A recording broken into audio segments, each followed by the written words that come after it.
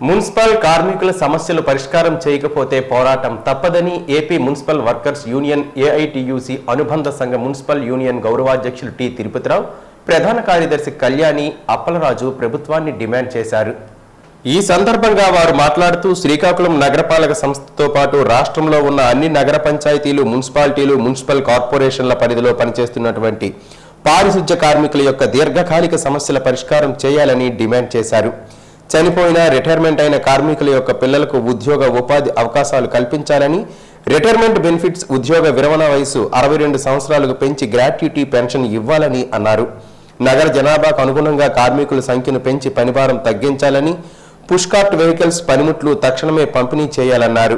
Permanent కార్మికుల యొక్క డిఏలు, సరెండర్ లీవ్లు, ఇంక్రిమెంట్లు అమలు చేయాలని, ఇంజనీరింగ్ కార్మికుల కనీసం వేతనాలు ఇవ్వాలని బుధవారం స్థానిక శ్రీకాకుళం నగరపాలక సంస్థ కార్యాలయం వద్ద నిరసన ధర్నా నిర్వహించి ప్రభుత్వానికి డిమాండ్ చేశారు.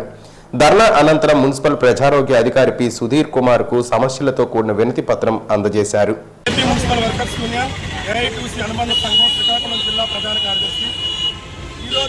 శ్రీకాకుళం నగరపాలక సంస్థతో పాటు రాష్ట్రంలో ఉన్న అన్ని నగర పంచాయతీలు, మున్సిపాలిటీలు, మున్సిపల్ కార్పొరేషన్లో పనిచేస్తున్నటువంటి పారిశుద్ధ్య కార్మికులకి 60 సంవత్సరాలు పూర్తయ్యే ఇక మీరు రెస్ట్ తీసుకోవచ్చు, రేపటి నుంచి మీరు ఉద్యోగులకు రావాల్సిన అవసరం లేదని చెప్పి వారికి లిఖితపూర్వకంగా ఉన్నటువంటి కమిషనర్లు అందజేశారు.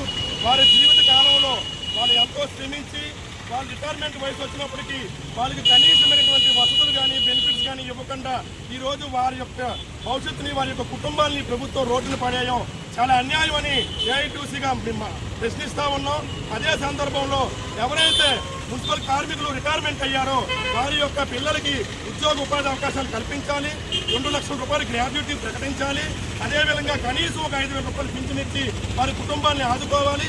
అదే సందర్భంగా మున్సిపల్ కార్మికులకు కనీసం పుష్పాట్ వెహికల్స్ కానీ పనిముట్లు కానీ అందించడంలో ఇక్కడ ఉన్నటువంటి అధికారులు చాలా వైఫల్యం చెందారనుకుని మేము భావిస్తూ ఉన్నాం. అదే సందర్భంలో ఇంజనీరింగ్ కార్మికుల యొక్క జీతభత్యాలు పెంచాలి, పర్మనెంట్ ఉద్యోగుల యొక్క ఇంక్రిమెంట్లు, సరెండర్ లీవ్లు, వాళ్ళకి ఇవ్వాల్సినటువంటి టీఏలు, బకాయిలన్నీ చెల్లించాలి.